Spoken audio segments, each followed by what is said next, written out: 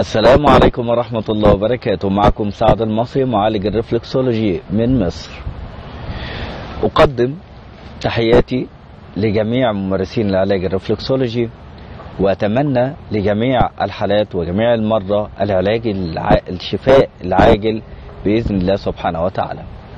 النهاردة نتكلم على آلام الرقبة وآلام أسفل العمود الفقري. طبعا 90% مننا بنعاني من هذه الآلام، سواء كانت آلام الرقبة أو آلام أسفل العمود الفقري. بيشير تعبير الألم الظهري إلى العديد من الأوجاع، لعل أكثرها انتشارا الرقبة وآلام أسفل العمود الفقري.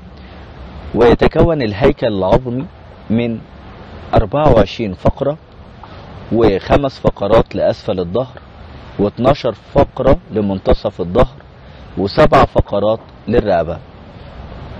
وإذا حاولت أن أبحث عن أسباب هذه الآلام فهي ألم القطان، وده بينجم عادة من الوضعية السيئة للجلوس بطريقة غير صحيحة مثلا، أو الإجهاد المفرط، أو رفع الأشياء بطريقة غير صحيحة، أو الوزن الزائد واسترخاء الأربطة أثناء الحمل، أو قلة النوم والتعب.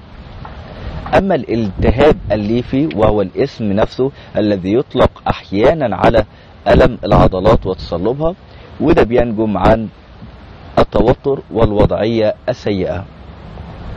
عرق النسا بينجم عن الضغط على عرق النسا بسبب عضلة متوترة، أو انزياح قرص فقري، أو ألم القرص الفقري قد ينجم عن انزياح قرص بعد القيام بعمل شاق ونشاط قوي.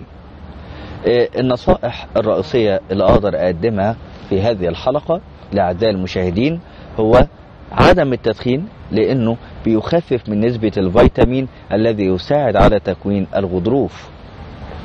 أيضا الأكل المتنوع المعتدل، خاصة شرب الحليب الغني بالكالسيوم والأسماك والخضار. كذلك النوم حوالي 8 ساعات على فراش معتدل ليتماشى مع التواءات العمود الفقري. كذلك ممارسة الرياضة وخصوصا السباحة والمشي لشد العضلات وحماية العمود الفقري.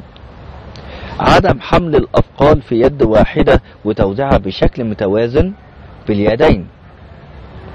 التعرض للشمس يوميا لفترة قصيرة لتكوين فيتامين دي تحت الجلد.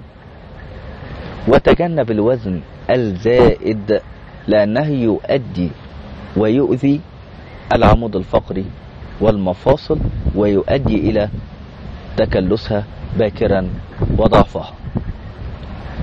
الرفلكسولوجي له عامل كبير جدا لعلاج آلام الرقبة وآلام أسفل العمود الفقري.